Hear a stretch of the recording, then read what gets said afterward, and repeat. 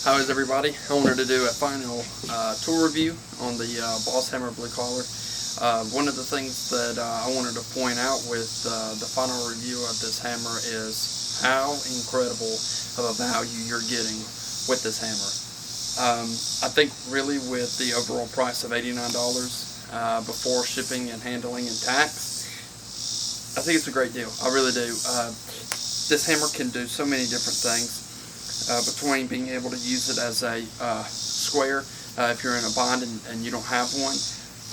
My favorites are the side nail puller, like I said in the first video, and the hexagon head.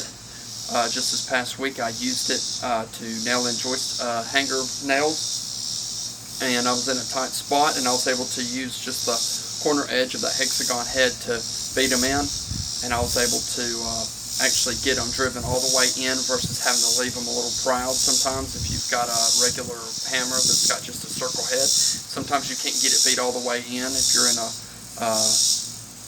predicament like that, you have to find something else to kind of use to tap it in. I think it's, like I said, I think it's an absolutely great product. I think the guy who created it really knew exactly what the market needed.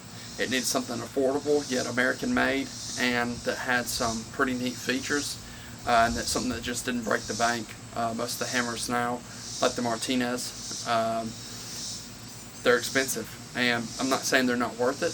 I've got one, I've paid the money for it because I had to try it out for my own self to see if it's worth the hype. But this is, if I had to go back, if something happened to my Martinez, I would continue using this hammer instead. I probably wouldn't go back to it. I probably wouldn't pay another $400 for it. I think it's that good. Now, if I found myself in a position where overall weight was a big deal, and that was what I was trying to avoid because I had maybe an injury, like a tennis elbow or something, from swinging all day, then I would purchase it again. And I'm gonna say it like this: the Martinez is really a beautiful product physically. It's a beautiful product. When you buy Martinez and you look at it, every single part of that hammer is damn near perfect. This hammer is damn near perfect, but it's got little issues with it. If you sit here and look at this grip, there's a gap in it. This grip doesn't fit perfectly, which it's using this bottom piece of the shank to keep itself to keep that grip from falling off, and so there's nothing really kind of cinching it up or anything.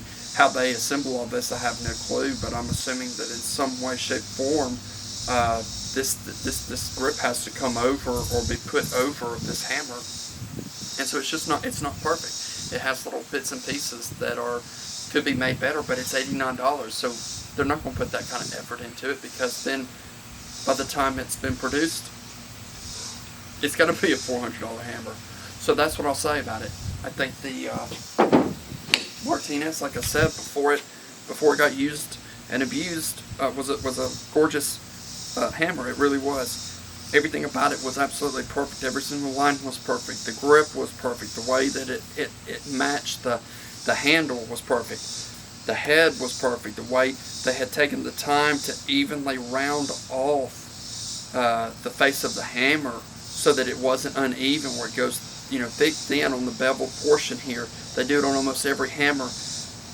The claw, everything about it, the ARP stud, I mean, those are big deals to some people. I mean, this is really a piece of art when it comes down to it, and I think that is exactly what the guy who owns Martinez is worried about.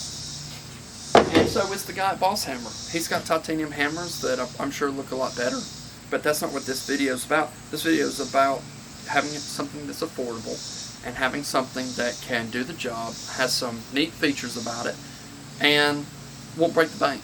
And that's exactly what the Boss Hammer will do.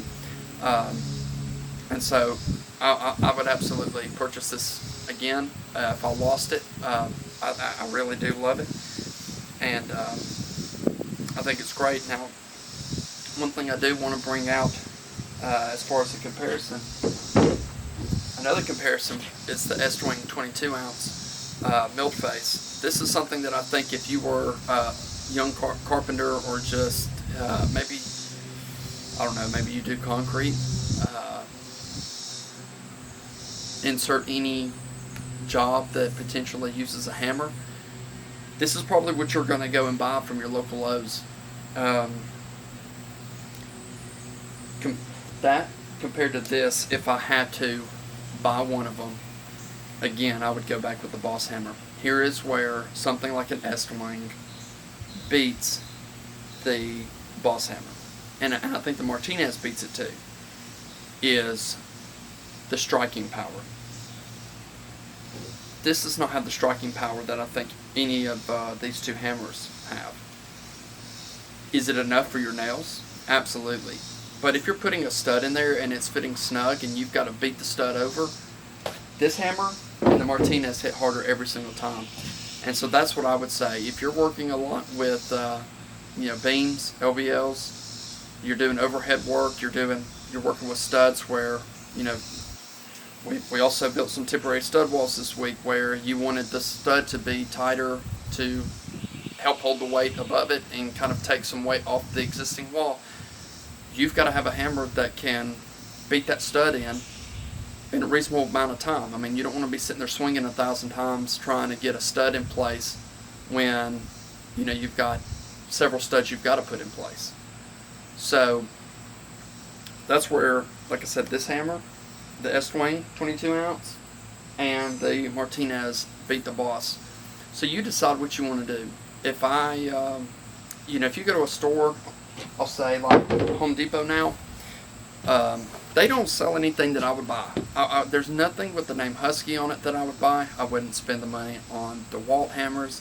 I wouldn't spend the money on any of the Milwaukee hammers, even though I really love Milwaukee's stuff. I think there's just certain things, you don't have to.